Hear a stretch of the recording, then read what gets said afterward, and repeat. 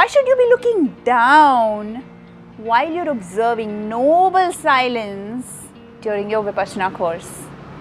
Why can't you even look at the sun or appreciate the trees, the plants, the flowers, the river, or whatever else is there to look at and appreciate? Elements of nature, right? What's the harm? Or even look at people and appreciate what they're wearing, how they're walking. Just like look and look away, not really get into it. Why not?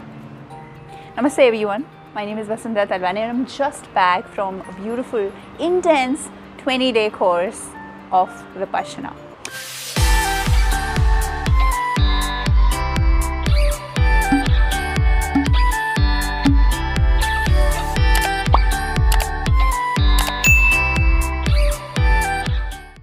The reason why we were told, especially during this course, in one of the lectures by Guruji, is that the minute we engage ourselves, even for a second or a split second, with something outside of us, we become extroverted.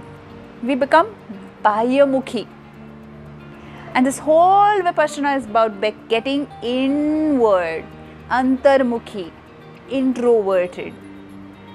So, when you engage, even at looking at a leaf out there and appreciating the green color, it takes away some energy of ours. It causes an impression in our mind, and that impression creates a thought. And that thought creates a series of more thoughts. That gets into a chain of thoughts.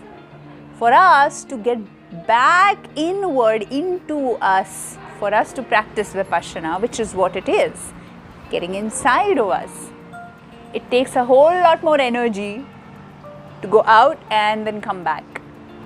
Once you are into yourselves, just keep going deeper and deeper. It's like uncovering layers and layers and layers of all the dirt and muck that you've been carrying inside of you for all the years or even lifetimes. How do you get down to those deeper layers? Is by getting inward, even more deep.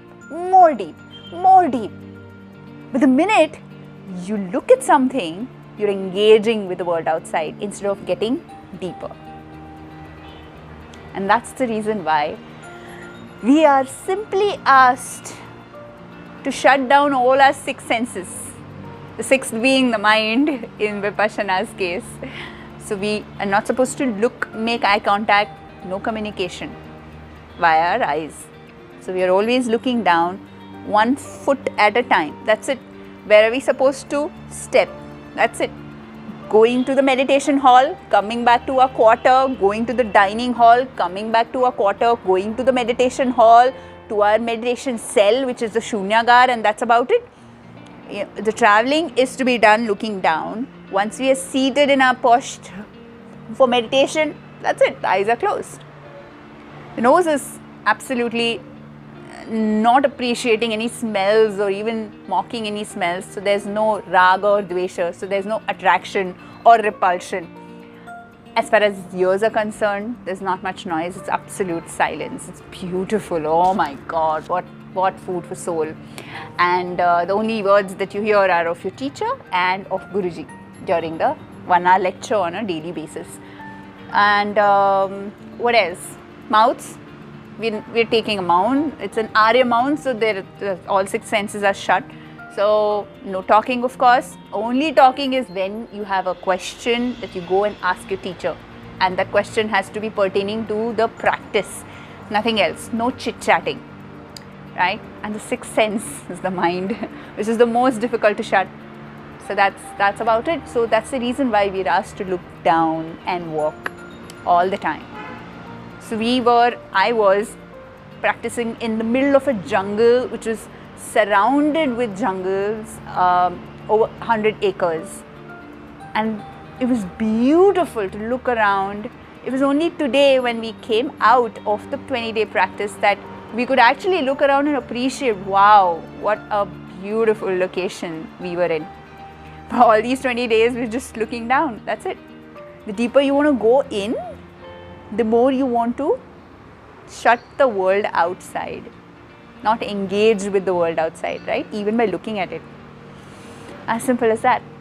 There's one story that Guruji told us in one of the lectures, which was of a monk who started practicing when he was 20 years old.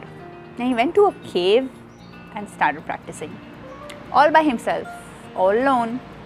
And the only time he used to step out of the cave was to go beg for alms so that he could eat, feed himself and continue his practice. So he would go, come out, beg for alms, take his alms, go back to his cave and meditate. 20 years, 30 years, 40 years, 50 years, 60 years. When he was 80 years, so after 60 years of his practice, when he was 80 years old, a couple of other monks followed him and they visited his cave and expressed their desire to practice alongside him.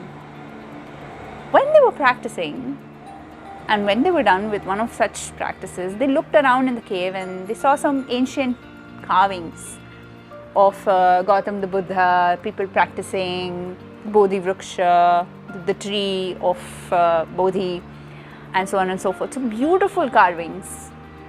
And they asked the monk, "Oh wow, did you notice how beautiful all this is? Wow, who did this?"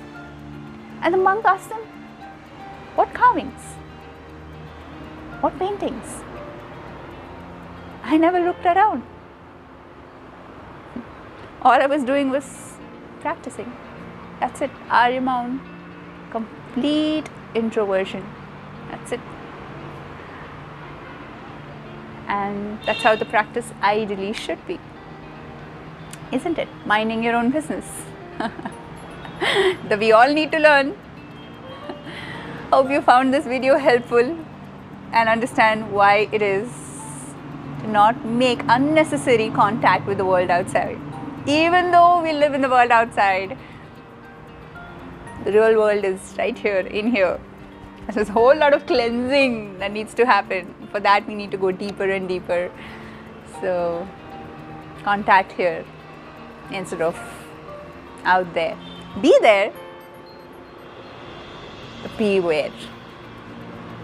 Be there, but be aware. Yeah, that's a good one, right? Thank you so much for watching. If you've liked this video, please subscribe to my channel by clicking on the subscribe button right there. Show some love, post some comments if you like this video, if you like the story or some part of the video, please let me know. And I love to incorporate your feedback into my future videos. Keep watching, stay blessed. Mwah! Sending you loads of Maitri, lots of love, lots of light.